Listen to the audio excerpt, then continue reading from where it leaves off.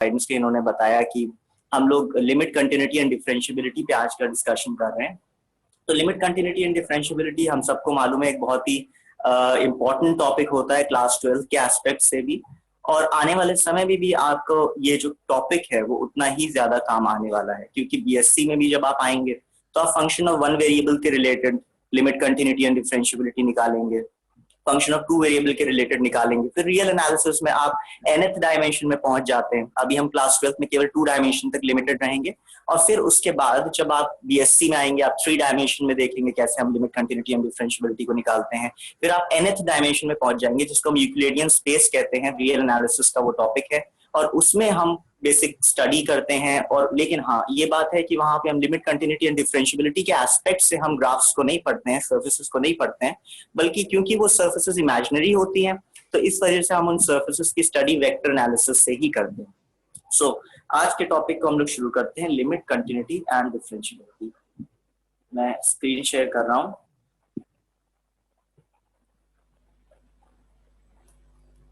Ji, limit continuity and differentiability for one function, ये आज के हमारे डिस्कशन का टॉपिक है, और इसी पे आज हम रेस्ट्रिक्टेड रहेंगे। तो अगर आप में से कोई भी है जो बीएससी का स्टूडेंट है तो आपको बीएससी में भी फंक्शन ऑफ वन वेरिएबल से related limit continuity and differentiability पढ़ाया जाता है फर्स्ट ईयर में।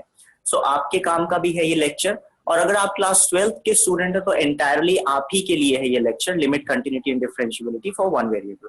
सो सबसे पहले हम शुरू करते हैं, what is a limit, right? What is a limit? तो आप लोगों को स्कूल में बहुत सी डेफिनेशंस, बहुत से अलग अलग फॉर्म में लिमिट का डेफिनेशन बताया गया होगा।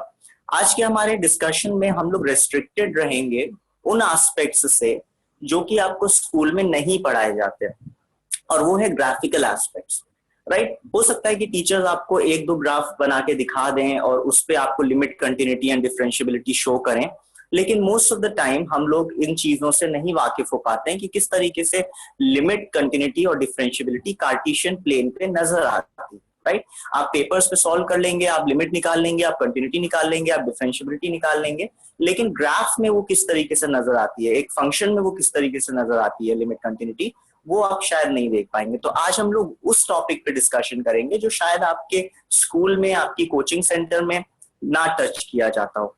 बाकी क्वेश्चन सॉल्व करना वो हम लोग जानते हैं कि बहुत आपके स्कूल के टीचर्स भी सिखा सकते हैं आपको क्वेश्चन सॉल्व करना, कोई बहुत बड़े वो नहीं होता है, बहुत इजीली हम लोग क्वेश्चंस को इसमें सॉल्व कर सकते हैं। ऑलराइट,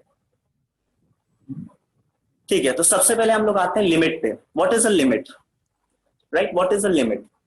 तो लिमिट बेसिकली आपको स्कूल में पढ़ाया गया होगा कि it is an approaching value और it is an approximate value of a function at any point. General definition उसकी यही है, बाकी सब तो पूरी कहानी है, उसमें हम लोग नहीं जाएंगे, but it is an approaching value और it is an approximate value of a function. जो वैल्यू अप्रोचिंग होती है और जो वैल्यू अप्रोक्सीमेट होती है किसी भी फंक्शन की, उसी को हम लोग लिमिट कहते हैं। लेकिन एक जो सवाल जो कि टीचर्स नहीं टच करते हैं ज्यादातर, वो ये है कि हम लोग अगर एक फंक्शन की एग्जैक्ट वैल्यू निकाल सकते हैं किसी पॉइंट पे, तो हम उसकी अप्रोचिंग वैल्यू या अप्रोक्सीमेट वैल्यू क्यों निकाल रहे हैं? Why, right? अगर हम किसी फंक्शन के लिए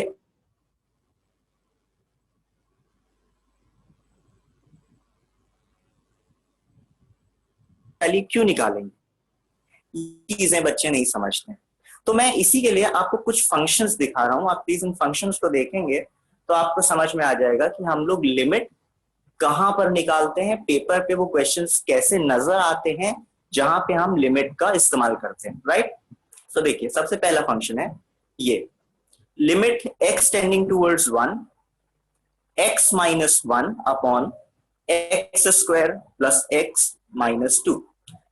ना, इससे पहले मैं आपको बता दूं ये फंक्शन ऑफ वन वेरिएबल है। आपको इस पूरे फंक्शन में केवल एक वेरिएबल नजर आ रहा होगा x। आप आगे क्लासेस में प्रोसीड करेंगे तो आपको एक और फंक्शन नजर आएगा y, x और y दोनों से मिलकर एक फंक्शन बनेगा। फिर आप थोड़ा सा आगे बढ़ेंगे अपनी पढ़ाई में तो आपको 3 वेरिएबल्स नजर आने लगेंगे, x, y, z। उसको हम इंट्रिंसिक फंक्शन ही बोलते हैं, वो भी 3 डायमेंशन ही होता है, और 2 वेरिएबल के फंक्शन को भी हम लोग थ्री डायमेंशन ही बोलते हैं। बस फर्क इतना होता है कि जो एक्स वाई जेड वाले फंक्शन हो जाते हैं वो इंट्रिंसिक फंक्शन हो जाते हैं, तो वो आपके स्टडी का स्कोप नहीं है अभी क्लास 12 में। तो यहाँ पर आप देखें फंक्शन ऑफ वन वेरिएबल, केवल एक वेरिएबल है, और यहाँ पे हमें वैल्यू निकालनी है फंक्शन की at x equals to one. आप थोड़ी देर के लिए लिमिट एक्सटेंडिंग टूवर्ड्स वन भूल जाइए, आप ये समझिए कि हमें फंक्शन की वैल्यू निकालनी है at x equals to one. तो आप क्या करेंगे, एक्स की वैल्यू रख देंगे फंक्शन में। आप रखेंगे जैसी तो वन माइनस वन यानी कि न्यूमरेटर में आएगा जीरो, और one plus one minus two यानी कि डिनोमिनेटर में भी आपका आ जाएगा जीरो। सो न्यूमरेटर में आपका जीरो है और डिनोमिनेटर में भी जीरो है, that mean zero divided by zero. और आप में से जो लोग इनडिटर्मिनेट फॉर्म्स पढ़ चुके होंगे आपको मालूम होगा कि जीरो अपॉन जीरो ये एक इनडिटर्मिनेट फॉर्म होता है, इसकी कोई वैल्यू नहीं होती। कई बार बच्चे कंफ्यूज हो जाते हैं, खासतौर पे वो जो कि क्लास 12th में नहीं होते हैं, 11th के बच्चे 10th के बच्चे कंफ्यूज हो जाते हैं। इससे जीरो अपॉन जीरो जरूर इन्फिनिटी होता होगा, या जीरो अपॉन जीरो जो है वो जीरो होता होगा। तो मैं आपको बता दूं जीरो अपॉन जीरो ना कि इन्फिनिटी होता है, ना ही जीरो अपॉन जीरो जो होता है वो जीरो होता है। ठीक है, उसका रीजन ये है कि इसमें दो अप्रोच आप लगा सकते हैं जीरो अपॉन जीरो में। कोई डिनोमिनेटर को छिपा ले और कहे कि न्यूमरेटर में जीरो है तो इसका आंसर जीरो होना चाहिए, ठीक है, वो अप्रोच भी सही है। और कोई ऐसा करे कि न्यूमरेटर को छिपा ले और कोई कहे कि भाई डिनोमिनेटर में जीरो है तो इसका आंसर जो है वो इन्फिनिटी होना चाहिए, तो वो अप्रोच भी सही है। तो यहाँ पे एक दो ग्रुप्स बन जाते हैं लोगों के, कोई कहता है कि भाई जीरो इसका आंसर होना चाहिए, कोई कहता है कि इन्फिनिटी इसका आंसर होना चाहिए, और हम ग्राफिकल प्लेन पे यानी कि कार्टेशियन प्लेन पे इसकी वैल्यू एग्जैक्टली हम नहीं देख पाते हैं। ठीक है, सो इसलिए हमने इसको कह दिया कि ये इनडिटर्मिनेट फॉर्म है, इसकी वैल्यू क्या है हमको मालूम ही नहीं, इसकी वैल्यू क्या है हम निकाल ही नहीं सकते।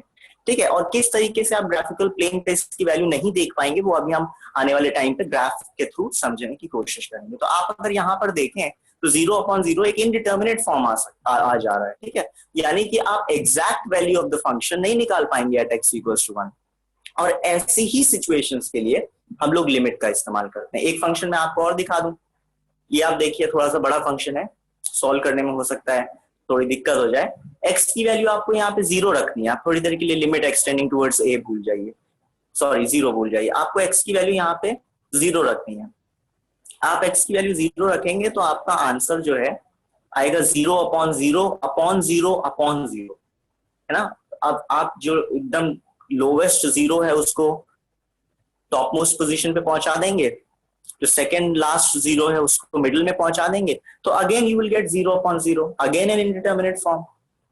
और क्योंकि दोबारा से एक इनडिटर्मिनेट फॉर्म आ रहा है, तो यानी कि हम एग्जैक्ट वैल्यू इस फंक्शन की at x equals to zero नहीं निकाल पाएंगे। इसीलिए हम यहाँ पे इसकी अप्रोक्सीमेट वैल्यू या अप्रोचिंग वैल्यू, जिसको हम लिमिट के नाम से जानते हैं, वो निकालेंगे। ऑलराइट, एक फंक्शन और देख लीजिए,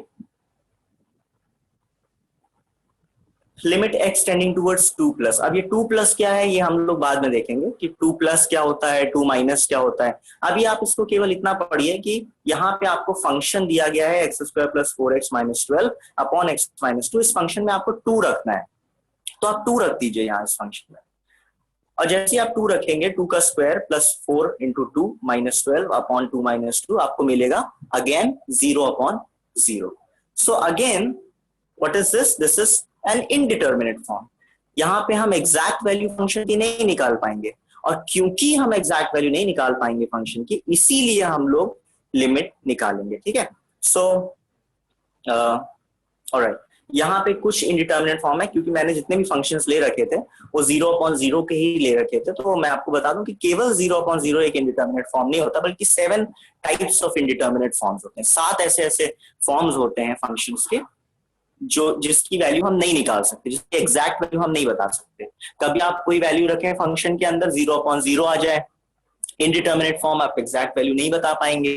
ठीक है, कभी आप कोई वैल्यू रखें फंक्शन के अंदर, इन्फिनिटी अपॉन इन्फिनिटी आ जाए, again infinity upon infinity is an indeterminate form, क्योंकि यहाँ पर दो अप्रोचेस होती हैं लोगों की। ठीक है, एक अप्रोच कहती है कि न्यूमरेटर में इन्फिनिटी है तो आंसर इन्फिनिटी होना चाहिए, एक अप्रोच कहती है कि भाई डिनोमिनेटर में इन्फिनिटी है, और आप लोगों को मालूम होगा something upon infinity is equal to zero होता है, तो एक अप्रोच ये कहती है कि इसका आंसर जीरो होना चाहिए।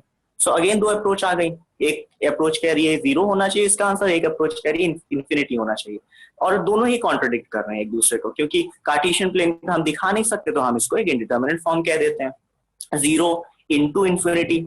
एक अप्रोच कह रही है भाई anything multiplied with zero is zero, एक अप्रोच कह रही है anything multiplied with infinity is infinity, again indeterminate form, infinity minus infinity. Now ये एक इंडिटरमिनेट फॉर्म कैसे है, इंफिनिटी माइनस इंफिनिटी तो इंफिनिटी होना चाहिए। अच्छा एक चीज मैं आपको बता दूं, बच्चे बड़े कंफ्यूज होते हैं, इंफिनिटी या माइनस इंफिनिटी अगर आपको मात्र मिल जाता है, सिर्फ आपको कहीं पे दिखाई दे इंफिनिटी, है ना, या आपको कहीं पे लिखा हुआ दिखाई दे माइनस इंफिनिटी, तो ये एक इंडिटरमिनेट फॉर्म नहीं होता है।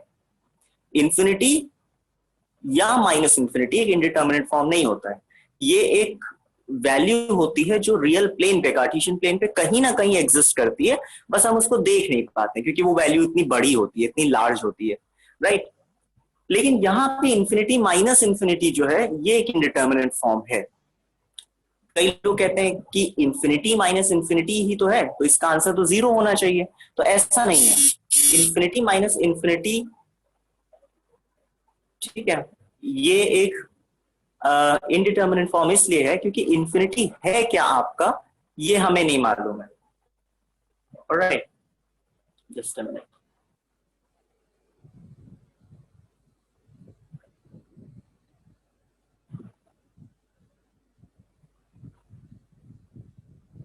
इंफिनिटी है क्या आपका ये चीज हमें मालूम ही नहीं है कि व्हाट इज इंफिनिटी।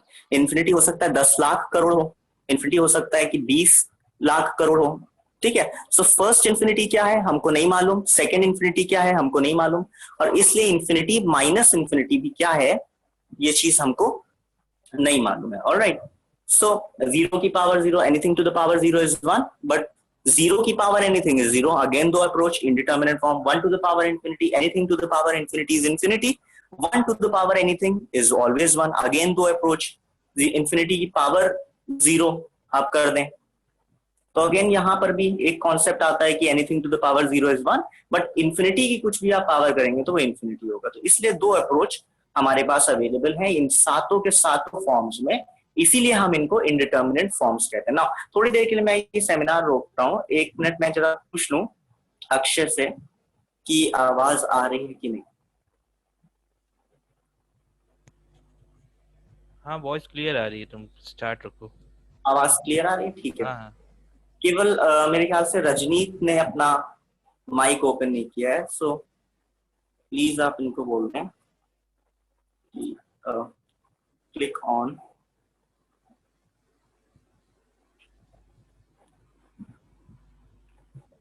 क्या वैल्यू होती है ये हमको नहीं मालूम है, और इसीलिए यही एक रीजन है कि इन 7 प्रकार के इंडिटर्मिनेट फॉर्म्स के लिए हम exact value of the function नहीं निकाल पाते, और जहां पे हम एग्जैक्ट वैल्यू नहीं निकाल पाते हैं वहीं पर हम लिमिट निकालते हैं। नाउ लिमिट एक्चुअली में है क्या, जैसा कि हम लोग स्टार्टिंग में इसकी डेफिनेशन पढ़ चुके हैं कि it is an approaching value, it is an approximate value. Now इसको थोड़ा सा हम लोग एक रियल लाइफ सिनेरियो के फॉर्म में समझने की कोशिश करते हैं। मान लीजिए कि आप एक कोरियर वाले हैं, ठीक है, अमेजोन के आप एक डिलीवरी बॉय हैं। तो अगर आप एक अमेजोन के डिलीवरी बॉय हैं तो होगा क्या कि आप बेसिकली एक किसी घर में जाते हैं डिलीवरी करने के लिए, तो यहाँ पे 3 घर बने हुए हैं और आपको बीच वाले घर में कोई एक पार्सल डिलीवर करने के लिए जाना है। बीच वाला घर मान लीजिए मिस्टर गुप्ता का है, तो आपको बीच वाले घर में जो कि मिस्टर गुप्ता का घर है उसमें एक पार्सल डिलीवरी करने जाना है। आप अमेजोन के डिलीवरी बॉय हैं। ऑलराइट, ना आप पहुंचे मिस्टर गुप्ता के घर और घर आपको बंद मिले, घर पे आपको ताला मिले, ठीक है, और आप इमेजिन करिए कि ये थोड़ा मैंने अनरियलिस्टिक सिचुएशन ले ली है, मुझे कहना चाहिए था कि आप एक डाकिया हैं, आप एक पोस्टमैन हैं, और ये जमाना है 1980s का, ठीक है, जहां पे फोन्स हमारे पास नहीं हुआ करते थे, जहां पे हमारे पास जो था टेक्सटिंग की फैसिलिटी नहीं अवेलेबल थी, ट्रैकिंग की फैसिलिटी नहीं अवेलेबल थी। आजकल के अमेजोन में तो हम टेक्सटिंग, ट्रैकिंग, कंप्लेंट्स वगैरह सब कुछ फटाफट हो जाता है ईमेल्स के थ्रू, है ना। लेकिन मान लीजिए हम लोग सिनेरियो थोड़ा सा चेंज कर दें, आप 1980 के पोस्ट मास्टर हैं और आपको एक घर में एक डाक डिलीवर करने के लिए, एक एनवेलप डिलीवर करने के लिए जाना है बीच वाले घर में, ये 3 घर में से बीच वाला जो घर है उसमें। और ये घर मिस्टर गुप्ता का है, लेकिन आप गए मिस्टर गुप्ता के घर में, आपको घर पे ताला मिला, ठीक है। तो अब जो है आप अफोर्ड नहीं कर सकते, उस जमाने में लोग नहीं अफोर्ड कर सकते थे कि भाई बार बार जो है आज घर पे ताला है तो हम कल आ जाएंगे, हम परसों आ जाएंगे, हम इतना अफोर्ड नहीं कर पाते थे पहले जमाने में, ठीक है। तो क्या करते थे कि आपने देखा होगा पुरानी फिल्म में, घर के बाहर एक लेटर बॉक्स लगा रहता था, उसमें लोग डाक डाल के चले जाते थे। लेकिन यहाँ पे पोस्ट मास्टर जो है उसको घर के बाहर नेम प्लेट नहीं मिली या ऐसी कोई सिचुएशन बन गई कि उसको पता करना था कि भाई ये मिस्टर गुप्ता का ही घर है कि नहीं। तो अगर उसको कंफर्म करना है कि ये जो बीच वाला घर है, जो ब्लू कलर का घर है, ये मिस्टर गुप्ता का ही घर है कि नहीं है, तो वो क्या करेगा, वो राइट हैंड साइड वाले घर में जाके पूछेगा, रेड कलर के घर में कंफर्म करेगा कि भाई आपके जो बगल में जो आपके नेबर हैं ब्लू कलर के घर वाले, ये मिस्टर गुप्ता का ही घर है कि नहीं है, ठीक है। और वो क्या करेगा कि वो येलो वाले घर में भी जाके एक बार पूछ लेगा, कंफर्म कर लेगा कि आपके नेबर जो हैं ये ब्लू कलर के घर वाले, ये मिस्टर गुप्ता ही हैं कि नहीं है। सो अगर पोस्ट मास्टर बहुत ईमानदार है, ठीक है, तो वो यही करेगा कि वो दोनों नेबर्स से कंफर्म कर लेगा, वो रेड कलर के घर वाले नेबर से भी कंफर्म कर लेगा और वो राइट कलर के घर वाले नेबर से भी, रेड कलर के घर के नेबर से कंफर्म कर लेगा, येलो कलर के घर के नेबर से कंफर्म कर लेगा कि जो बीच का घर है मिस्टर गुप्ता का ही घर है कि नहीं है, राइट। अगर रेड कलर वाले नेबर भी उनको बोले कि yes this is the house of mister Gupta, अगर येलो कलर के घर वाले भी बोले yes this is the house of mister Gupta, तो इसका मतलब उस डाकिया को कंफर्म हो जाएगा कि हाँ भाई ये जो बीच वाला घर है, ब्लू कलर का घर है, ये मिस्टर गुप्ता का ही घर है, उनको कंफर्म हो जाएगी ये वाली बात। ऑलराइट, तो ऐसा ही हम लोग लिमिट में करते हैं, क्योंकि लिमिट में हम exact value of the function तो नहीं निकाल पाते हैं, इसलिए हम क्या करते हैं कि हम approximate value of the function निकालने की कोशिश करते हैं, या अप्रोच करने वाली वैल्यू। जैसे आपको x इक्वल टू 1 पे वैल्यू निकालनी है, तो हम x equal to 1 exact x equal to 1 पे तो नहीं निकाल पा रहे हैं फंक्शन की वैल्यू, इसलिए हम x इक्वल टू 1 को अप्रोच करने वाली वैल्यू पे फंक्शन की वैल्यू निकालेंगे, ठीक है। ऐसी वैल्यू जो कि x इक्वल टू 1 पे अप्रोच करेगी, ठीक है। वो वैल्यू क्या हो सकती है, x इक्वल टू 1 के जस्ट थोड़ा सा पहले, यानी कि 1 माइनस एप्सिलॉन। एप्सिलॉन क्या होता है, it is a very small value, arbitrary value but very small value, 0.0001 या 0.001 या 0.1, बहुत स्मॉल वैल्यू हम लोग लेते हैं एप्सिलॉन को, और बस एप्सिलॉन पे अप्रोच करने वाली वैल्यू को हम लोग टारगेट करते हैं, राइट। सो अगर आप 1 पे नहीं निकाल पा रहे हैं फंक्शन की वैल्यू, एग्जैक्ट वैल्यू नहीं निकल रही है फंक्शन की, तो हम अप्रोचिंग वैल्यू निकालेंगे। दैट मींस 1 के लेफ्ट हैंड साइड की थोड़ी सी वैल्यू ले लेंगे और 1 के राइट हैंड साइड की वैल्यू हम लोग उठा लेंगे। इन्हीं को हम बोलते हैं लेफ्ट हैंड लिमिट और राइट हैंड लिमिट। जैसा कि आप इस सिनेरियो में देख रहे हैं, एक लेफ्ट हैंड साइड के इनके नेबर हैं मिस्टर गुप्ता के, एक राइट हैंड साइड पे इनके नेबर है मिस्टर गुप्ता के। अगर लेफ्ट हैंड साइड वाले नेबर और राइट हैंड साइड वाले नेबर दोनों ये कह दें कि ये मिस्टर गुप्ता का ही घर है, ब्लू कलर का जो घर है ये मिस्टर गुप्ता का ही घर है, तो इसका मतलब ये है कि यस ये मिस्टर गुप्ता का ही घर है, कंफर्म हो गया। और x इक्वल्स टू 1 पे वैल्यू ना निकाल के हम x अप्रोचिंग टू 1 पे वैल्यू निकाल सकते हैं, ठीक है। एक बात जो बच्चों के मन में गलत फहमी होती है वो ये कि सर अगर एग्जैक्ट वैल्यू नहीं निकल रही है तो अप्रोक्सीमेट वैल्यू तो निकलेगी ही निकलेगी, 100% निकलना ही चाहिए। अगर एग्जैक्ट वैल्यू नहीं निकल रही है तो अप्रोक्सीमेट वैल्यू को तो निकलना ही चाहिए, निकलना ही होगा, ठीक है। तो ऐसा नहीं होता है। एक मिनट रुक जाइए अक्षय, आई थिंक अगर x इक्वल्स टू 1 पे वैल्यू नहीं निकल पा रही है तो अप्रोक्सीमेट वैल्यू तो निकलेगी ही निकलेगी फंक्शन की। ये हम लोगों की बहुत बार गलत फहमी होती है, ऐसा नहीं होता है। कई फंक्शंस अभी मैं आपको ऐसे दिखाऊंगा कार्टेशियन प्लेन पे जिनकी ना तो एग्जैक्ट वैल्यू निकल पाएगी और ना ही अप्रोक्सीमेट वैल्यू जिसको हम लिमिट के नाम से जानते हैं वो निकल पाएगी, ठीक है। आइए कुछ फंक्शंस देख लेते हैं जिनके थ्रू हम लोगों को बेटर समझ में आ जाएगा। ओके, ना यहाँ पर देखें आप, ये एक फंक्शन है कार्टेशियन प्लेन पे, ये ग्राफ बना हुआ है, कर्व बना हुआ है, और हमें इस कर्व की वैल्यू निकालनी है at point x equals to x naught. आपको एक्स एक्सिस पे पॉइंट दिख रहा होगा x नॉट करके, तो x नॉट पे आपको फंक्शन की वैल्यू निकालनी है। लेकिन जब आप x नॉट पे फंक्शन की वैल्यू निकालने की कोशिश करेंगे तो आपको मिलेगा क्या कि x0 पे तो फंक्शन है ही नहीं ना। जब मैं बोल रहा हूँ फंक्शन तो मतलब कर्व, जो आप लोग ये कर्व देख पा रहे हैं ब्लू कलर से जो बना हुआ है पूरा, पहले ऊपर से आ रहा है, फिर रेड कलर का एक डॉट है, होल है, उसके बाद फिर ये ब्लू कलर की लाइन कंटिन्यू हो रही है, तो इसको हम बोलते हैं कर्व। तो x इक्वल्स टू x0 पे आपका कर्व है ही नहीं, और यही वो सिनेरियो होता है जहां पे हम फंक्शन की एग्जैक्ट वैल्यू नहीं निकाल पाते हैं। तो अब मैं आपको कार्टेशियन प्लेन के थ्रू दिखा रहा हूं कि कौन से ऐसे फंक्शन होंगे जहां पे हमारी एग्जैक्ट वैल्यू नहीं निकल पाएगी, और जहां पे एग्जैक्ट वैल्यू नहीं निकलेगी वहीं पे हमें लिमिट निकालने की नौबत आती है। सो x इक्वल्स टू x0 पे आप देखेंगे तो कर्व है ही नहीं, ठीक है, गायब है, वहां से कोई कर्व है ही नहीं। नेक्स्ट आप एक और फंक्शन देखें, ये फंक्शन अगर आप देखेंगे तो ये पूरा अवेलेबल है। आप देखें पूरा का पूरा फंक्शन जो है वो कंटिन्यूअस है, इसमें कहीं पे भी ब्रेक नहीं है, कहीं पे भी जंप नहीं है, ठीक है, और कोई भी मतलब कि इसमें डिसमेंटलिंग नहीं हो रही, डिस्क्रीशन नहीं हो रहा है। तो दैट मीन्स कि ये फंक्शन पे आप कहीं पे भी निकालेंगे इसकी एग्जैक्ट वैल्यू निकल आएगी, ठीक है, क्योंकि यहाँ पे हर एक पॉइंट पे आप देखेंगे फंक्शन जो कर्व है वो हमारा अवेलेबल है, ठीक है। नेक्स्ट आप देखें ये वाला फंक्शन, इसमें आप देखेंगे कि x इक्वल्स टू 1 पे जो हमारा फंक्शन है वो थोड़ा सा ब्रेक हो रहा है, तो यहाँ पे निकल भी सकती है, नहीं भी निकल सकती है।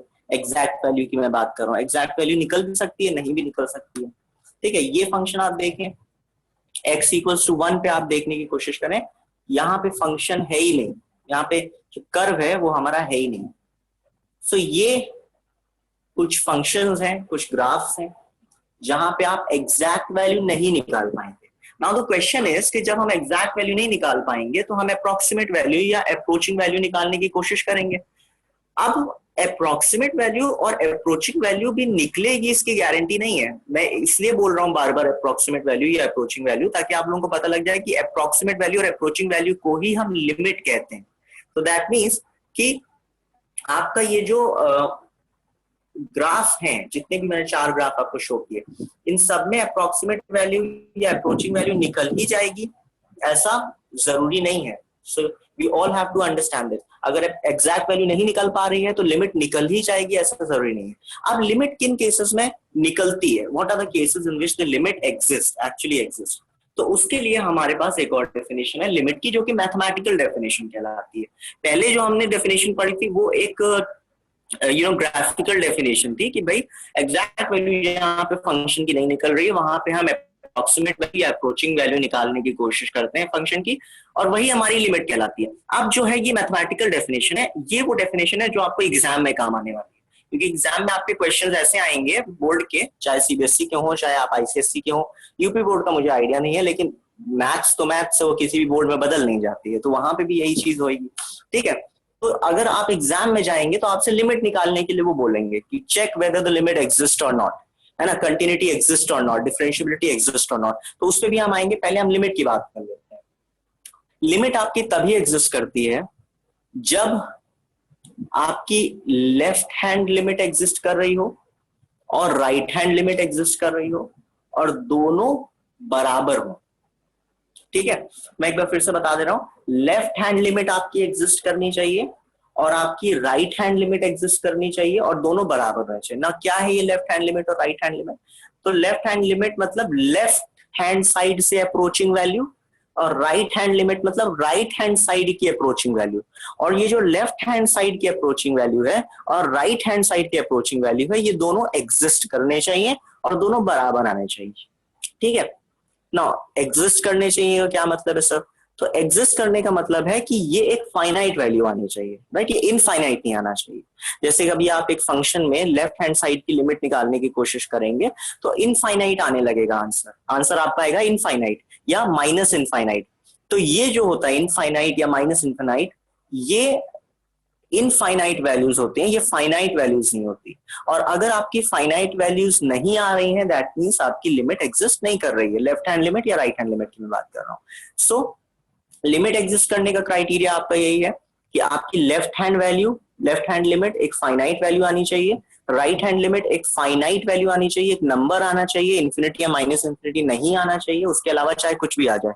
और सेकेंड कंडीशन है दोनों बराबर होने चाहिए। ठीक उसी तरीके से जैसे कि मिस्टर गुप्ता का घर में ताला लगा हुआ था, that is equivalent to limit जो है वो हम निकालने जा रहे हैं, क्योंकि एग्जैक्ट वैल्यू फंक्शन की नहीं निकल पाई। ठीक है, मिस्टर गुप्ता में ताला लगा हुआ था, इसका मतलब कि लिमिट हम निकालने जा रहे हैं क्योंकि एग्जैक्ट वैल्यू फंक्शन की नहीं निकल पाई। अब लिमिट निकालने के लिए हम रेड कलर के नेबर के पास गए, उनसे कंफर्म किया, रेड कलर का नेबर राइट हैंड लिमिट है। हम फिर उसके बाद येलो कलर के नेबर के पास गए, उनसे कंफर्म किया, वो जो है वो लेफ्ट हैंड लिमिट है। अगर राइट हैंड लिमिट और लेफ्ट हैंड लिमिट दोनों एग्जिस्ट करें, मतलब फाइनाइट वैल्यू आए, दैट मीन्स इनफाइनाइट या माइनस इनफाइनाइट नहीं आए, तो इसको कहते हैं कि हाँ दोनों एग्जिस्ट कर रहे हैं। उसके बाद उसके अगले हम आ जाइए कि दोनों जो होते हैं अगर एग्जिस्ट कर रहे हैं तो दोनों बराबर भी आने चाहिए। फाइनाइट हो रहे हैं वैल्यूज, दोनों बराबर भी आने चाहिए। ये नहीं कि लेफ्ट हैंड लिमिट 3 आ रहा है तो राइट हैंड लिमिट 5 आ जाए, इस केस में लिमिट एग्जिस्ट नहीं करेगी। लेफ्ट हैंड लिमिट 2 आ रहा है तो राइट हैंड लिमिट 10 आ जाए, तो इस केस में लिमिट एग्जिस्ट नहीं करती है।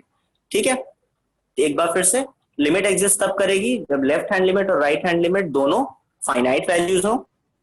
सेकेंड कंडीशन, दोनों बराबर हो, लिमिट एग्जिस्ट कर जाएगी आपकी। ठीक है, अब हम लोग कर्व के थ्रू देखते हैं लिमिट को एग्जिस्ट करा के। x equals to x naught, आप देखेंगे आप एक्स नॉट से थोड़ा सा पीछे चलिए, इसको हम बोलते हैं फंक्शन के जो एफ ए आपको निकालना था, आप एफ ए माइनस एच आप निकालने जा रहे हैं। ठीक है, कैसे क्वेश्चन सॉल्व करते हैं ये हमारा टारगेट नहीं है, बेसिक मैंने आपको बता दिया है कि आपको लेफ्ट हैंड लिमिट और राइट हैंड लिमिट निकालनी है, दोनों फाइनाइट आना चाहिए और दोनों बराबर होने चाहिए। ठीक है, अब लेफ्ट हैंड लिमिट और राइट हैंड लिमिट का जो फॉर्मूला है वो आप अपनी बुक से देख सकते हैं। F of A minus H जो है ये लेफ्ट हैंड लिमिट होता है, F of A plus H ये राइट हैंड लिमिट होता है। ठीक है, ग्राफ के थ्रू हम देखने की कोशिश करते हैं, यही आज हमारा मेन मकसद है ना। ग्राफ के थ्रू आप देखेंगे तो F of A minus H which is the left hand limit, ये आपको एक्स नॉट जो वैल्यू है उससे जस्ट थोड़ा सा लेफ्ट हैंड साइड में आप पहुंच जाइए, थोड़ा सा, ज्यादा नहीं, थोड़ा सा बस आप पहुंच जाइए लेफ्ट हैंड साइड में, वो वाली वैल्यू आपकी होगी ना। मैं आपको पॉइंटर के थ्रू दिखाने की कोशिश कर रहा हूं, ये वाली जो वैल्यू होगी, ये यहाँ पे, तो ये तो क्या है, x equals to x naught है, x equals to x naught आप देखेंगे खाली है, तो यहाँ पे जस्ट उससे थोड़ा सा पहले जो होगा ये आपकी लेफ्ट हैंड लिमिट हो जाएगी। अब राइट हैंड लिमिट की अगर हम बात करें, सॉरी लिमिट की आप बात करें तो ये आपका x equals to x naught है, इससे थोड़ा सा आगे की तरफ। ठीक है, ये आपकी राइट हैंड लिमिट हो जाएगी, ये आपकी लेफ्ट हैंड लिमिट है और ये आपकी राइट हैंड लिमिट है, यानी कि x equals to x naught के जस्ट थोड़ा सा पहले और थोड़ा सा बाद में ये आपकी लेफ्ट हैंड लिमिट और राइट हैंड लिमिट होगी। अगर ये दोनों एग्जिस्ट कर रहे हैं, मतलब फाइनाइट वैल्यूज आ रहे हैं, तो आपको ग्राफ के थ्रू दिख जा रहा होगा कि जैसे ही आप इनकी वैल्यू निकालने की कोशिश करेंगे एक्स नॉट माइनस एच, आप ऊपर जाएंगे तो आपको ग्राफ मिल जाएगा, यानी कि एग्जिस्ट करेगी लेफ्ट हैंड लिमिट। यहाँ पे राइट हैंड लिमिट निकालने की कोशिश करेंगे एक्स नॉट प्लस एच करके, तो वहां पे भी आपको ग्राफ मिल जाएगा, क्योंकि दोनों तरफ आपके ग्राफ एग्जिस्ट कर रहे हैं, ग्राफ आपको दिख रहा है दोनों तरफ, इसका मतलब लेफ्ट हैंड लिमिट और राइट हैंड लिमिट दोनों एग्जिस्ट करेंगे। और दोनों आप देखेंगे जब वाई एक्सिस पे चलिए तो दोनों की जो वैल्यूज होंगी लेफ्ट हैंड लिमिट और राइट हैंड लिमिट की, दोनों सेम होंगी। ठीक है, दोनों की वैल्यूज जो होंगी सेम होंगी। सो दैट मीन्स कि इस फंक्शन के लिए, इस ग्राफ के लिए लिमिट एग्जिस्ट करेगी। ठीक है, मैंने कैसे पता कर लिया? विदाउट सॉल्विंग, मैंने सॉल्व नहीं किया, मैंने केवल ग्राफ के थ्रू पता कर लिया कि लिमिट एग्जिस्ट करेगी कि नहीं करेगी। कैसे? यहाँ पे आपने लेफ्ट हैंड लिमिट देखना चाहेंगे तो दैट मीन्स एक्स नॉट से जस्ट थोड़ी सी पहली वाली वैल्यू के लिए आप निकालेंगे, एक्स नॉट माइनस एच के लिए ग्राफ वहां पे मौजूद है, एक्स नॉट प्लस एच के लिए आप देखेंगे वहां पे भी ग्राफ मौजूद है, और दोनों की वैल्यूज देखिए वाई एक्सिस पे ड्रॉप करिए, सेम आ रही है दोनों की वैल्यूज। ठीक है, सेम आ रही है दोनों की वैल्यूज। सो दैट मीन्स कि यहां पर आपकी लिमिट एग्जिस्ट करेगी। नेक्स्ट हम लोग इस फंक्शन में देखें, तो इस फंक्शन में तो कहीं पे ब्रेक ही नहीं है ना। इसका मतलब अब तक आपको समझ में आ गया होगा कि ऐसे फंक्शंस जहां पे कहीं पे ब्रेक आ जाता है, या ऐसे फंक्शंस जो कहीं पे गिवन डोमेन में एग्जिस्ट ही नहीं करते, उन्हीं के लिए हमें लिमिट निकालने की नौबत पड़ती है, राइट। इस फंक्शन में आप देखेंगे अगर, तो जहां से फंक्शन है शुरू हो रहा है, आप कई बच्चे ऐसा भी कह सकते हैं कि सर यहाँ पे आप निकाल के देखिए जरा, यहाँ पे तो फंक्शन है ही नहीं। ठीक है, तो इसका मतलब यहाँ पे लिमिट निकालने की नौबत आनी चाहिए, यहाँ पे तो फंक्शन ही नहीं एग्जिस्ट कर रहा है, इस पूरे पोर्शन में, इस पूरे पोर्शन में फंक्शन ही नहीं है। तो बेटा देखो इसमें क्या है कि आपका गिवन डोमेन देखा जाता है, जिस डोमेन में आपको चेक करना है उसके अंदर आप देखेंगे। ठीक है, यहाँ पे फंक्शन ही नहीं है, मतलब ये कि ये फंक्शन का, ये डोमेन का पार्ट ही नहीं है। फंक्शन ना होने का मतलब ही ये होता है कि ये गिवन डोमेन का पार्ट ही नहीं है। जब गिवन डोमेन का पार्ट ही नहीं है तो फिर वहां पे हम चेक ही नहीं करेंगे एग्जैक्ट वैल्यू। ठीक है, यहाँ पे फंक्शन एग्जिस्ट कर रहा है, जैसे यहाँ पे देखिए आप, ये पूरा का पूरा ये ग्राफ जो है इसमें कहीं पे भी ब्रेक नहीं है, कहीं पे भी जंप नहीं है। ठीक है, तो यहाँ ये पूरे के पूरे फंक्शन में कहीं पे भी आप निकालेंगे वैल्यू, आपको एग्जैक्ट वैल्यू मिल जाएगी। आपको लिमिट निकालने की नौबत ही नहीं आएगी, क्योंकि कहीं पे भी आप निकालेंगे तो आपको exact value of the function मिल जाएगा वहां पे। ठीक है, नेक्स्ट ये वाला ग्राफ आप देखें तो बेटा इसको बोलते हैं जंप। आप लोग जानेंगे इसको, हम लोग जंप के नाम से जानते हैं। This is a jump. x equals to 1 पे आप देखें तो वैल्यू जो है वो पॉइंट बी यानी कि ये है। उसके बाद जैसे ही आप थोड़ा सा आगे बढ़ेंगे तो यहाँ पे आपकी वैल्यू आ जाएगी। यानी कि पहले पॉइंट बी पे आप देखेंगे तो वैल्यू ऑफ द फंक्शन क्या है, y एक्सिस पे देखिए 1 है वैल्यू ऑफ द फंक्शन। और जैसे आप थोड़ा सा आगे बढ़ेंगे, x एक्सिस के थोड़ा सा आप आगे बढ़ेंगे तो वैल्यू ऑफ द फंक्शन अचानक से 2 के करीब आ जा रही है। तो value of the function x equals to 1 पे 1 थी और x equals to 1 plus h यानी कि थोड़ा सा आप आगे बढ़े तो तुरंत उसकी वैल्यू ऑफ द फंक्शन 2 हो जा रही है। तो यहाँ पर वो वाला सिनेरियो होता है कि रेड कलर के नेबर ने बोला हाँ यहाँ पे मिस्टर गुप्ता रहते हैं, और येलो कलर के नेबर ने बोल दिया नहीं नहीं यहाँ पे मिस्टर श्रीवास्तव रहते हैं। रेड कलर के नेबर ने कुछ और बोला, राइट कलर के नेबर ने कुछ और बोला, तो यहाँ पे लिमिट एग्जिस्ट नहीं करेगी। ठीक है, क्यों नहीं करेगी? x इक्वल टू 1 पे आप देखेंगे तो फंक्शन में ब्रेक है। x इक्वल टू 1 से थोड़ा सा पहले आप देखेंगे तो फंक्शन की वैल्यू 1 आ रही है। x इक्वल टू 1 के थोड़ा सा आप आगे को देखेंगे तो x जो फंक्शन है उसकी वैल्यू 2 के करीब कुछ आएगी। तो लेफ्ट हैंड लिमिट 1 के करीब कुछ आ रहा है, राइट हैंड लिमिट 2 के करीब कुछ आ रहा है। दोनों अलग अलग वैल्यूज हैं, डिफरेंट वैल्यूज हैं, दैट मींस लिमिट एग्जिस्ट नहीं करेगी। मैंने आपको यही कहा था कि लिमिट एग्जिस्ट कराने के लिए पहली कंडीशन होती है कि लेफ्ट हैंड लिमिट और राइट हैंड लिमिट एक फाइनाइट वैल्यूज आने चाहिए। पहली कंडीशन तो सेटिस्फाई हो रही है इस फंक्शन के लिए, लेफ्ट हैंड लिमिट 1 आ रहा है, राइट हैंड लिमिट 2 आ रहा है, तो फाइनाइट वैल्यूज तो है। लेकिन सेकेंड कंडीशन लिमिट एग्जिस्ट करने की ये है कि दोनों वैल्यूज बराबर आने चाहिए, लेफ्ट हैंड लिमिट और राइट हैंड लिमिट दोनों बराबर आने चाहिए, वैल्यूज बराबर होने चाहिए। तो ये सेकेंड कंडीशन मीट नहीं कर रहा और इसलिए इस फंक्शन की जो वैल्यू लिमिट है वो एग्जिस्ट नहीं करेगी। लास्ट फंक्शन, नाउ इस फंक्शन के लिए आप देखेंगे तो यहां पर भी हमारी जो लिमिट है वो एग्जिस्ट नहीं करेगी। क्या रीजन है? x इक्वल टू 1 पे आप देखेंगे फंक्शन में ब्रेक आ रहा है, जंप आ रहा है। ठीक है, x इक्वल टू a के जरा सा आप थोड़ा सा पीछे चले जाइए तो आपको जो वैल्यू मिलेगी अगेन इनफाइनाइट मिलेगी, क्योंकि ये जो दो कर्व्स हैं इनके बीच में बहुत ज्यादा डिफरेंस है। ये देखिए इन दोनों के बीच में जो डिफरेंस है वो बहुत ज्यादा है। हम रियल एनालिसिस की बात कर रहे हैं ना, रियल लाइन पे हम पढ़ रहे हैं, तो रियल लाइन में बहुत ज्यादा डिफरेंसेस आ जाते हैं इन दोनों के बीच में। बहुत सारे ऐसे नंबर्स होंगे, rational irrational numbers, in general real numbers, बहुत सारे ऐसे होंगे जो कि इन दोनों के बीच में लाई करेंगे। ठीक है, सो अगर आप x से थोड़ा सा पहले देखेंगे यानी कि लेफ्ट हैंड लिमिट निकालने की कोशिश करेंगे तो you will gate infinite. Right hand limit निकालने की कोशिश करेंगे again you will gate infinite, क्योंकि लेफ्ट हैंड लिमिट भी इनफाइनाइट है, राइट हैंड लिमिट भी इनफाइनाइट है। इस वजह से यहां पे लिमिट एग्जिस्ट नहीं करेगी। ठीक है, तो मैं एक बार फिर से आपको जनरलाइज कर दे रहा हूं। पहले वाले फंक्शन में क्या हुआ था, लेफ्ट हैंड लिमिट हमारी फाइनाइट वैल्यू आ रही थी, राइट हैंड लिमिट हमारी फाइनाइट वैल्यू आ रही थी, उन पोर्शंस में हमें कर्व मिल जा रहा था, राइट, और दोनों वैल्यूज बराबर थी, दोनों वैल्यूज इक्वल थी, तो दोनों कंडीशन सेटिस्फाई हो रही है, लिमिट एग्जिस्ट करेगी। सेकेंड वाले फंक्शन में कहीं पे भी ब्रेक ही नहीं था। इन जनरल अभी तक आपको समझ में आ जा रहा होगा कि गिवन डोमेन में, उस पर्टिकुलर डोमेन में अगर कहीं फंक्शन में ब्रेक आता है या फंक्शन में जंप आ जा रहा है, कोई टूटा हुआ है फंक्शन किसी पॉइंट पे, तो उन्हीं जगहों पे हमें इंडिटर्मिनेट फॉर्म्स मिलते हैं या उन्हीं जगहों पे हमें इंफिनिटी या माइनस इंफिनिटी मिलता है। और ऐसे ही केसेस के लिए ये सिचुएशंस बनती है जहां पे हम लोग लिमिट निकालते हैं, क्योंकि ऐसी ही सिचुएशंस पे एग्जैक्ट वैल्यू नहीं निकल पाती। जहां पे फंक्शन पे ब्रेक होता है एग्जैक्ट वैल्यू नहीं निकल पाती। ठीक है, तो इस फंक्शन में कहीं पे भी ब्रेक नहीं है, it is continuous. So that means यहाँ पे आपको लिमिट निकालने की कोई जरूरत नहीं पड़ेगी, एग्जैक्ट वैल्यू आपकी निकलेगी हमेशा। इस फंक्शन में आप देखिए इसमें जंप है, यहाँ पे आपकी लेफ्ट हैंड लिमिट निकलेगी 1, राइट हैंड लिमिट निकलेगी 2, लेकिन दोनों बराबर नहीं है। पहली कंडीशन तो सेटिस्फाई हो रही है कि left hand limit right hand limit exist कर रहे हैं, फाइनाइट वैल्यूज है, लेकिन दोनों बराबर नहीं है। क्योंकि दोनों बराबर नहीं है इस वजह से लिमिट एग्जिस्ट नहीं करेगी।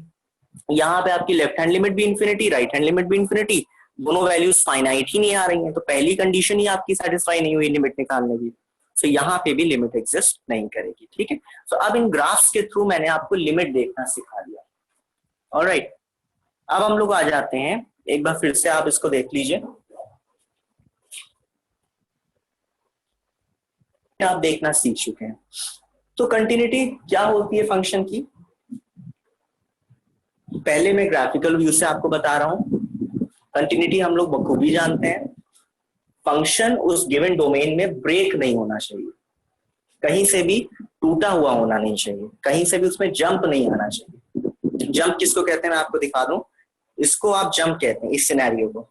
यहाँ पे आप x = 1 पे देखेंगे तो ग्राफ की वैल्यू 1 आ रही है, और 1 से थोड़ा सा आप आगे बढ़ेंगे तो अचानक से 2 आ जाएगी, तो उसको बोलते हैं जंप। कर्व ने जंप कर दिया, फंक्शन ने जंप कर दिया, है ना। जरा सी वैल्यू इंक्रीमेंट हुई एक्स एक्सिस पे, तो तुरंत वाई एक्सिस की वैल्यू पे कितना बड़ा इंक्रीमेंट आ गया, आप देखिए, इसको बोलते हैं जंप। ब्रेक आप जानते हैं, ये ब्रेक होता है, हल्का सा ब्रेक है फंक्शन यहाँ पे, ये कहीं से भी ब्रेक नहीं है, ये फंक्शन कंटिन्यूअस है गिवन डोमेन में। ठीक है, ये भी आप जानते हैं ये ब्रेक है अगेन। तो कंटिन्यूटी एक फंक्शन की तब एग्जिस्ट करती है जब फंक्शन उस पर्टिकुलर डोमेन में कहीं पे भी ब्रेक नहीं होता है, कहीं पे भी टूटा हुआ नहीं होता है, कंटिन्यूअस होता है, कहीं से भी ब्रेक नहीं, कहीं से भी जंप नहीं होता है फंक्शन में, तो वो कंटिन्यूटी कहलाती है। अब कंटिन्यूटी कब एग्जिस्ट करती है, कब एक फंक्शन कंटिन्यूअस होता है, तो ऑन पेपर आपको एग्जाम में जो सिखाया जाएगा, एग्जाम के लिए जो सिखाया जाएगा वो मैं बता दे रहा हूँ कि आपकी लिमिट एग्जिस्ट करनी चाहिए। पहली तो बात तो ये, कंटिन्यूअस होने के लिए कर्व को आपकी लिमिट एग्जिस्ट करनी चाहिए, और फंक्शन को कंटिन्यूअस होने के लिए दूसरी कंडीशन ये है कि जो आपकी लिमिट आ रही है वो वैल्यू ऑफ द फंक्शन के बराबर होना चाहिए। ठीक है, दैट मींस अगर आप x = x0 पे किसी फंक्शन की कंटिन्यूटी को चेक कर रहे हैं तो आपके लिमिट पहले आप वहां पे निकालेंगे, लिमिट आपकी कुछ ना कुछ आएगी। लिमिट निकालने का प्रोसीजर हम पहले ही सीख चुके हैं, left hand limit, right hand limit, दोनों के फॉर्मूलेज होते हैं, fa - h, fa + h, वो आपको बुक में मिल जाएगा, वो आप निकालिए, लेफ्ट हैंड लिमिट और राइट हैंड लिमिट। लिमिट निकालने की पहली कंडीशन ये होती है कि left hand limit, right hand limit दोनों फाइनाइट वैल्यूज आनी चाहिए, और दूसरी कंडीशन ये होती है कि दोनों बराबर होने चाहिए। अब कंटिन्यूटी अगर आपको चेक करना है तो उसमें एक तीसरी कंडीशन और ऐड हो जाती है। ठीक है, वो ये कि जो आपकी लिमिट आई है finally, left hand limit, right hand limit दोनों बराबर होंगी, तो ये जो लिमिट आपकी आई है फाइनली, ये वैल्यू ऑफ द फंक्शन के बराबर होना चाहिए। आप कहेंगे सर हम ग्राफ में वैल्यू ऑफ द फंक्शन कैसे देखेंगे, तो आपको देखने की जरूरत नहीं पड़ेगी, वो आपको क्वेश्चन में दिया रहेगा कि the value of the function at x = a is this. वो आपको फंक्शन में क्वेश्चन में ऑलरेडी पहले से दिया रहेगा, क्योंकि आप निकाल ही नहीं सकते वैल्यू ऑफ द फंक्शन, वो एक अलग एनालिसिस होती है, वो एक अलग टॉपिक होता है, आपके लेवल का वो नहीं है, आपके सिलेबस के स्कोप का नहीं है कि आप कैसे निकालेंगे वैल्यू ऑफ द फंक्शन उन फंक्शंस के लिए जहां पे फंक्शन ब्रेक हो रहा है। ठीक है, तो वैल्यू ऑफ द फंक्शन आपको दिया रहेगा, आपको केवल लिमिट निकालना है, और लिमिट निकाल के आपको चेक कर लेना है कि ये जो लिमिट है हमारी, ये वैल्यू ऑफ द फंक्शन के बराबर है या नहीं है। ठीक है, अब मैं आपको वापस से लेके चलूं ग्राफिकल व्यू में। ग्राफिकल व्यू में एक फंक्शन कंटिन्यूअस तब होता है जब वो ना तो ब्रेक होगा किसी पॉइंट पे और ना ही जंप होगा किसी पॉइंट पे। तो आप फंक्शंस देखिए, ये फंक्शन, क्या ये फंक्शन कंटिन्यूअस है ना? अक्षय, क्या हम लोग इंटरैक्टिव सेशन रख सकते हैं इनका? मैं चाह रहा हूं कि सबका अनम्यूट कर दिया जाए। कंटिन्यूअस है या नहीं, ग्राफिकल व्यू से आप देख के बताइए, आपको डेफिनेशन में जाने की जरूरत नहीं है, आप देख कर बता देंगे, देख के बता सकते हैं हम कि ये फंक्शन कंटिन्यूअस है या नहीं है।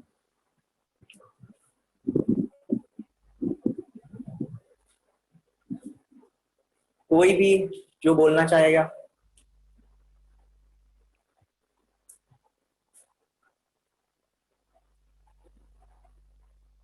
ओके, ये फंक्शन कंटिन्यूअस नहीं है। उसका कारण ये है कि लिमिट तो आप निकाल लेंगे, लेकिन जहां पे आपको वैल्यू ऑफ द फंक्शन निकालने की बारी आएगी, मैंने कहा था आपको नहीं निकालना पड़ेगा, क्वेश्चन में दिया रहेगा, लेकिन ऐसे फंक्शंस वो कंटिन्यूटी चेक करने के लिए दे ही नहीं पाएंगे, क्योंकि यहाँ पे वैल्यू ऑफ द फंक्शन जो है वो एग्जिस्ट ही नहीं कर रहा है। आप देखेंगे यहाँ पे x equal to x naught पे जब आप ऊपर जाएंगे कर्व आपको मिलेगा ही नहीं, यहाँ पे खाली है, यहाँ पे कर्व ही नहीं है, आप देख सकते हैं। सो क्योंकि यहाँ पे कर्व है ही नहीं, फंक्शन में ब्रेक आ रहा है, एक टूटा हुआ है फंक्शन उस पॉइंट पे, तो इस वजह से यहाँ पे कंटिन्यूटी होगी नहीं, ये फंक्शन कंटिन्यूस है ही नहीं। ये फंक्शन आप देखेंगे तो जहां से ये फंक्शन स्टार्ट हो रहा है, देखिए आप ये नहीं कह सकते कि हम यहाँ पे चेक करेंगे, ये इस फंक्शन की डोमेन ही नहीं है, ये फंक्शन की डोमेन नहीं है। जहां से फंक्शन स्टार्ट हो रहा है वहां से लेके इसके एंडिंग पॉइंट तक कहीं पे भी इसमें ब्रेक नहीं है, कहीं पे भी जंप नहीं है, तो ये फंक्शन कंटिन्यूस होगा। ठीक है, नेक्स्ट आप आ जाइए इस फंक्शन में, क्या ये फंक्शन कंटिन्यूस है? The answer is no. क्यों? क्योंकि यहाँ पे आप देखेंगे पहली चीज तो फंक्शन में जंप आ रहा है, ठीक है, ब्रेक कह लीजिए, जंप कह लीजिए, जो भी, फंक्शन टूटा हुआ है। जहां आपको फंक्शन टूटा हुआ दिख जाए मतलब वो फंक्शन कंटिन्यूस नहीं है, उसके अलावा आपको कुछ सोचना ही नहीं है। फंक्शन टूटा हुआ है दैट मीन्स फंक्शन कंटिन्यूस है ही नहीं, ठीक है। और अगर आप डेफिनेशन से भी, जो आपकी मैथमेटिकल डेफिनेशन है उससे भी निकाल के देखना चाहेंगे तो आप देख सकते हैं कि लेफ्ट हैंड लिमिट हमारी 1 आ रही थी, राइट हैंड लिमिट हमारी 2 आ रही थी, राइट। तो जब हमारी लेफ्ट हैंड लिमिट और राइट हैंड लिमिट ही बराबर नहीं है तो जाहिर सी बात है कि सेकंड कंडीशन पे ही वो फॉल्स हो गया। पहली कंडीशन हमारी थी कंटिन्यूटी चेक करने की कि left hand limit right hand limit finite आए, ठीक है, फाइनाइट आ रही है। सेकंड कंडीशन पे ही वो फॉल्स हो गया कि दोनों बराबर ही नहीं है, left hand limit right hand limit, ठीक है, तो उससे भी आप देख सकते हैं। फिर थर्ड आपका फंक्शन आ जाइए यहाँ पे left hand limit right hand limit infinite आ रहा है ना। और वैसे भी आपको चेक नहीं करना है, आप सीधा देखिए फंक्शन टूटा हुआ है बीच से, फंक्शन में ब्रेक है, फंक्शन में आप ब्रेक कह लीजिए, जंप भी आप कह सकते हैं इन जनरलाइज अगर आप करना चाहें उस चीज को। तो फंक्शन में क्योंकि ब्रेक आ रहा है, फंक्शन क्योंकि टूटा हुआ है, इसलिए यहाँ पे भी आपका फंक्शन कंटिन्यूस नहीं कहलाएगा, ठीक है। अब हम लोग आ जाते हैं डिफरेंशियबिलिटी के टॉपिक पे। जस्ट लास्ट है हमारा वेबिनार का, बिल्कुल एंडिंग पॉइंट चल रहा है डिफरेंशियबिलिटी का टॉपिक। सो ये क्या होता है, मैं एक बार फिर से आपको रिकॉल करा दूं जितना भी अब तक हमने वेबिनार में सीखा है। लिमिट हम वहां पर निकालते हैं जहां पर फंक्शन की एग्जैक्ट वैल्यू नहीं निकल पाती है, ठीक है। लिमिट निकालने का तरीका ये है कि आपको लेफ्ट हैंड लिमिट और राइट हैंड लिमिट दोनों फाइनाइट वैल्यूज आनी चाहिए, पहली कंडीशन। दूसरी कंडीशन ये कि आपकी लेफ्ट हैंड लिमिट और राइट हैंड लिमिट बराबर होनी चाहिए, तब आपकी लिमिट एग्जिस्ट करेगी, ठीक है। और ग्राफिकल व्यू से समझें तो ऐसे फंक्शंस जहां पे कहीं पे ब्रेक या कहीं पे जंप आ रहा है तो वहां पे एग्जैक्ट वैल्यू नहीं निकल सकती, इसलिए हम चेक करते हैं कि क्या लिमिट वहां पर निकल पाएगी कि नहीं। जरूरी नहीं है कि लिमिट हर जगह निकल ही जाएगी, वो भी मैंने आपको ग्राफ से दिखाया कि हर जगह लिमिट निकल जाए, ऐसा भी जरूरी नहीं है। कंटिन्यूटी की बात करें तो ये लिमिट से एक स्तर आगे है, एक स्तर आगे है बस लिमिट से, ठीक है। लिमिट एग्जिस्ट करनी चाहिए पहली बात, और दूसरी बात जो लिमिट एग्जिस्ट करेगी, लिमिट जो आएगी आपकी, वो limit value of the function के बराबर होना चाहिए। वैल्यू ऑफ द फंक्शन आपको क्वेश्चन में दिया रहेगा, वो आपको निकालना नहीं पड़ेगा। तो जो आपको बस लिमिट निकालना है और चेक कर लेना है कि भाई लिमिट जो हमारी आ रही है ये वैल्यू ऑफ द फंक्शन के बराबर है या नहीं है। अगर वैल्यू ऑफ द फंक्शन के बराबर है आपकी लिमिट, पहले तो आपकी लिमिट निकलनी चाहिए।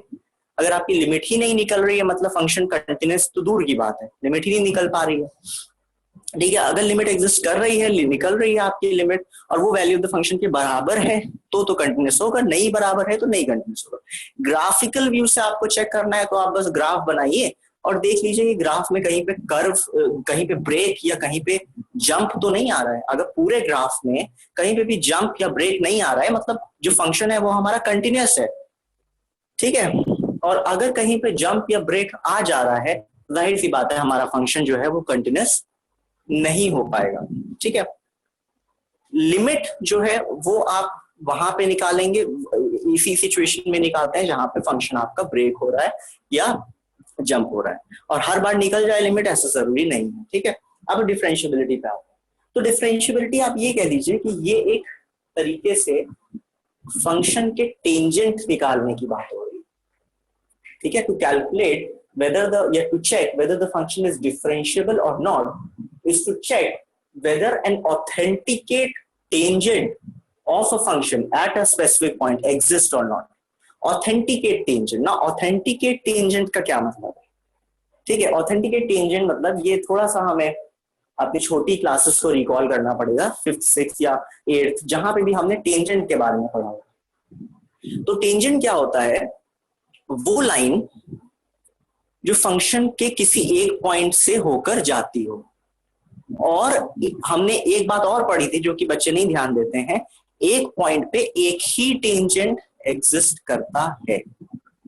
ठीक है, तो फंक्शन डिफरेंशियबल तब होगा जब जिस पॉइंट पे हम डिफरेंशियबिलिटी चेक कर रहे हैं उस पॉइंट पे एक ही टेंजेंट एग्जिस्ट करेगा।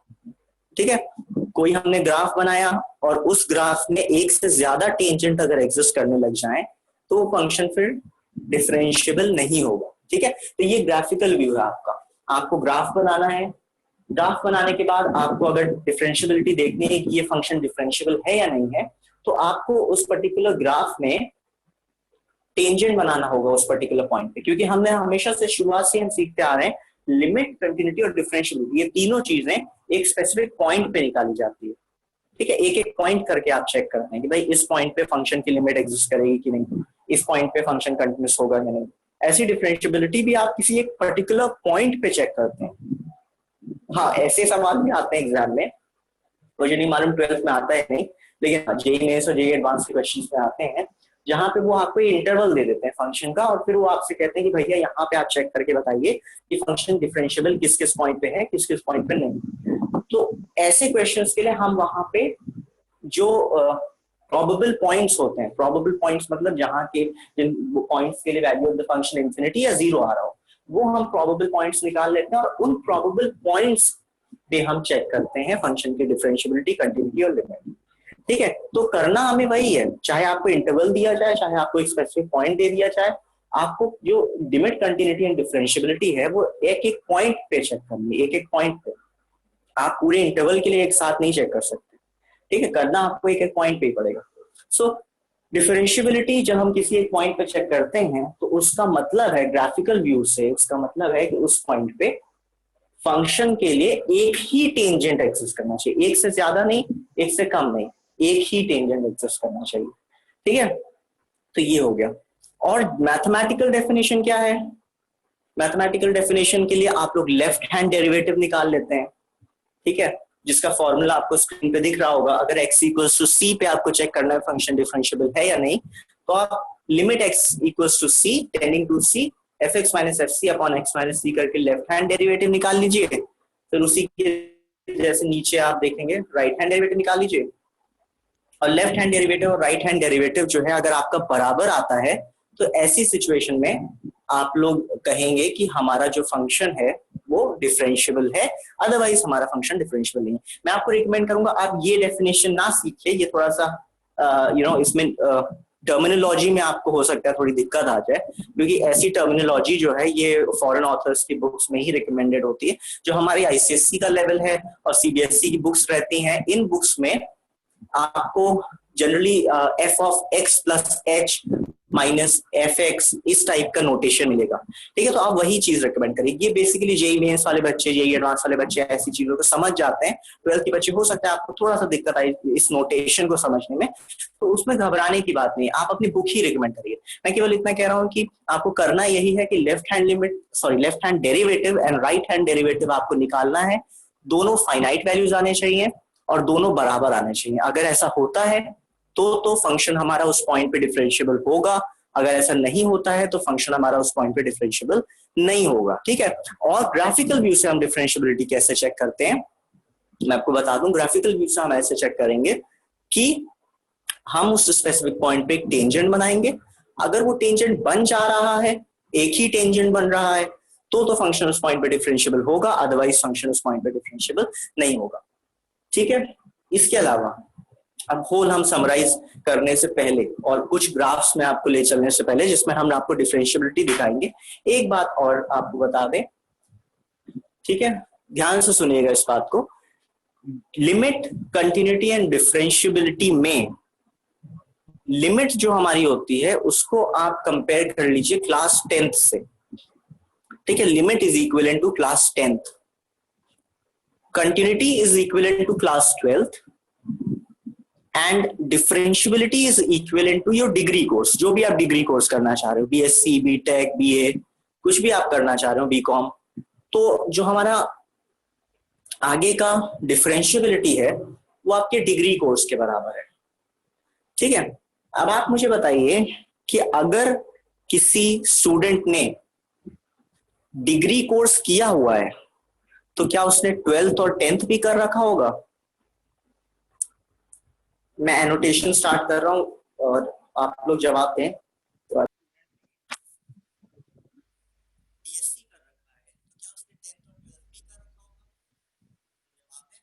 12th है और जो डिफरेंशियबिलिटी है वो हमारा डिग्री है।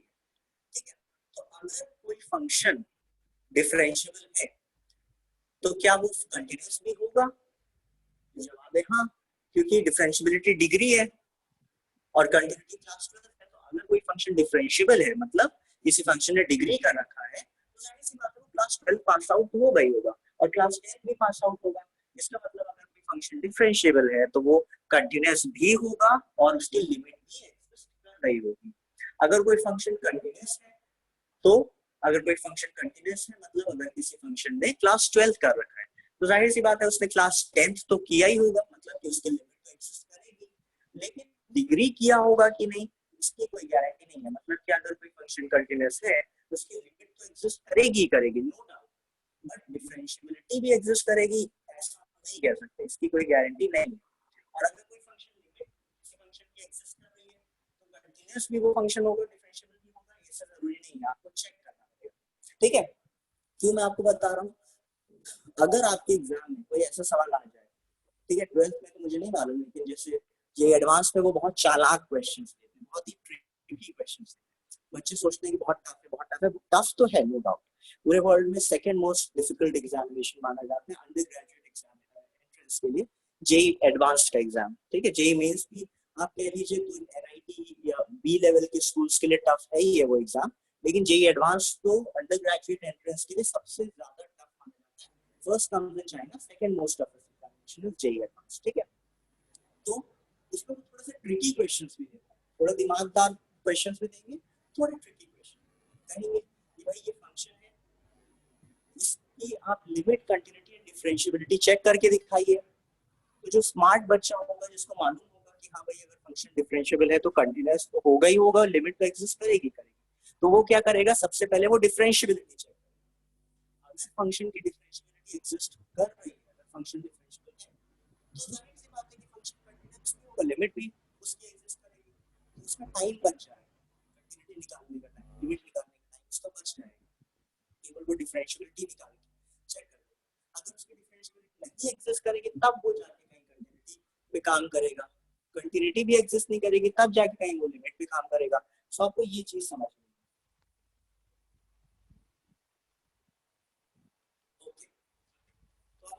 ठीक है, आप इस फंक्शन को देखें, ठीक है, आप गौर से देखिएगा, थोड़ा सा दिमाग लगाइए आप, या मैं काम करता हूं, पहले आपको ये फंक्शन, ठीक है, इस फंक्शन को आप देखिए, अब मुझे बताइए क्या ये फंक्शन डिफरेंशियबल होगा हर एक पॉइंट पे? आप इंटरैक्टिव सेशन के तरीके से हम लोग इसको लें तो ज्यादा बेटर, आप सब इंटरैक्ट करके लेक्चर अटेंड कर सकते हैं। हर एक पॉइंट को आप देख लीजिए, आप हर एक पॉइंट पे केवल एक ही बार टेंजेंट ड्रॉ कर पाएंगे। जैसे आप देखें इस पॉइंट पे अगर आपको टेंजेंट ड्रॉ करना हो, ओनली वन टेंजेंट आप ड्रॉ कर पाएंगे। इस पॉइंट पे आप टेंजेंट ड्रॉ करेंगे तो केवल एक ही बार आप टेंजेंट ड्रॉ कर पाएंगे। इस पॉइंट पे आप टेंजेंट ड्रॉ करेंगे तो केवल एक ही बार आपका टेंजेंट ड्रॉ पाएगा। ठीक है, तो आप इस फंक्शन पे कहीं पे भी टेंजेंट ड्रॉ करना चाहेंगे तो केवल एक ही बार आपका टेंजेंट ड्रॉ हो पाएगा। ठीक है, नेक्स्ट हम लोग आ जाते हैं इस वाले फंक्शन पे। ओके, अच्छा एक चीज मैं आपको बताना भूल गया था कि ये फंक्शन है किस चीज का। पहले हम लोग पिछले वाले फंक्शन पे वापस लौट के आएंगे। ये फंक्शन किस चीज का, अगर जो क्या कोई पहचान सकता है ये फंक्शन है किस चीज का? क्योंकि कई फंक्शन हम लोग नहीं बता सकते कौन से हैं, उसमें कोई चिंता करने वाली बात नहीं है। बहुत से फंक्शन हमको नहीं मालूम होता है किस चीज के होते हैं, लेकिन ये फंक्शन आपको मालूम होना चाहिए कि ये फंक्शन किस चीज का है, किस उसका है। ठीक है, यहाँ पे आप देखेंगे शायद थोड़ा सा अच्छा नहीं बन पा रहा है, लेकिन जिस पॉइंट पे भी आप बनाएंगे टेंजेंट तो केवल एक ही टेंजेंट आपको हर एक पॉइंट पे बनाने को मिल पाएगा, ठीक है। और पिछले वाले कर्व में भी हमने देखा कि एक पॉइंट पे आप एक ही टेंजेंट बना पाएंगे। तो सिंस इस वाले फंक्शन में भी आप एक पॉइंट पे एक ही टेंजेंट बना पा रहे हैं और इस वाले फंक्शन में भी आप एक पॉइंट पे एक ही टेंजेंट बना पा रहे हैं, दैट मीन्स कि ये दोनों फंक्शंस हमारे जो हैं वो हर एक पॉइंट पे डिफरेंशिएबल है। ये फंक्शन e की पावर x का है और ये फंक्शन जो है आपका ln x का फंक्शन है। अब एक बहुत स्मार्ट क्वेश्चन, प्लीज आप लोग जवाब दीजिए ये वाले फंक्शन के लिए। चलिए ये मैं बता दे रहा हूं। इस वाले फंक्शन पे आप देखेंगे तो ये मॉडुलस फंक्शन है, आपको मालूम होगा ये y is equal to mod of x का फंक्शन है। यहाँ पे आप क्योंकि स्ट्रेट लाइन है तो straight line itself is a line, तो इसके लिए तो टेंजेंट जो है हमेशा ही रहेगा, ये लाइन खुद एक टेंजेंट है। लेकिन एक ऐसा पॉइंट होगा जहां पे इसके एक से ज्यादा टेंजेंट बनेंगे और वो है x इक्वल टू 0। आप देखेंगे x इक्वल टू 0 पे इसमें तमाम टेंजेंट्स बन सकते हैं, इनफाइनाइट टेंजेंट्स बन सकते हैं। कोई इस डायरेक्शन में होगा, कोई इस डायरेक्शन में होगा, ठीक है। तो बहुत सारे टेंजेंट x, क्योंकि जो नोकीले पॉइंट्स होते हैं वहां पे हम एक से ज्यादा टेंजेंट बना सकते हैं। अगर एक स्मूथ कर्व है तो वहां पे तो एक ही टेंजेंट बनेगा, लेकिन अगर कोई स्पाइक है या कोई पीक है तो वहां पे एक से ज्यादा टेंजेंट पॉसिबल है। क्योंकि मॉडुलस फंक्शन में ये x इक्वल टू 0 वाला जो पॉइंट है ये एक स्पाइक का पॉइंट है, इसलिए यहाँ पे जो हमारा टेंजेंट बनेंगे वो एक से ज्यादा बन जाएंगे, ठीक है। तो ऐसे फंक्शंस जहां पे कोई भी स्पाइक नहीं आता है, स्पाइक मतलब नोकीला कोना, कोनिकल पार्ट नहीं आता है कहीं पे भी, ऐसा फंक्शन जहां पे नोकीला नहीं होता है ना, तो वहां पे जो है एक ही टेंजेंट बनेगा। स्मूथ कर्व है तो एक ही टेंजेंट बनेगा और ऐसी सिचुएशन में फंक्शन जो है वो डिफरेंशिएबल होगा। ऐसे फंक्शन जैसे कि आप इसको देख लीजिए, यहाँ पे x इक्वल टू 0 वाले पॉइंट पे ये जो फंक्शन है इसमें एक से ज्यादा टेंजेंट बनने लगेंगे और जहां पे एक से ज्यादा टेंजेंट बनने लगे किसी एक पॉइंट पे तो उस पॉइंट पे फंक्शन डिफरेंशिएबल नहीं होता। So modulus function x equals to y equals to mod of x पे डिफरेंशिएबल नहीं है। अब एक इंटेलिजेंट क्वेश्चन मैं आपसे पूछ रहा हूँ, ये फंक्शन आप बताइए, प्लीज अपने आप को अनम्यूट कर लीजिए और आप में से कोई एक जवाब दे, ये फंक्शन कंटिन्यूअस है या ये फंक्शन कंटिन्यूअस नहीं है, ठीक है। कोई भी आप जवाब दे सकता है, गलत हो सही हो उससे फर्क नहीं पड़ता, लेकिन मैं चाह रहा हूं कि इस पर एक इंटरैक्टिव सेशन रखा जाए। मैंने आपसे बताया डिफरेंशिएबिलिटी की डेफिनेशन क्या है, एक पॉइंट पे एक ही टेंजेंट एग्जिस्ट करना चाहिए। तो आप में से कोई अनम्यूट करके बताए ये फंक्शन डिफरेंशिएबल है अपने हर एक पॉइंट पे या नहीं, और अगर डिफरेंशिएबल नहीं है तो कौन कौन से पॉइंट पे नहीं है।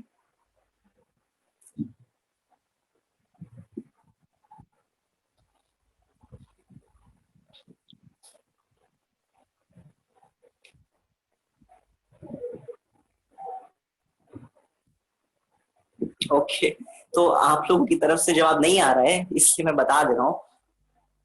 ये फंक्शन पहली बात बहुत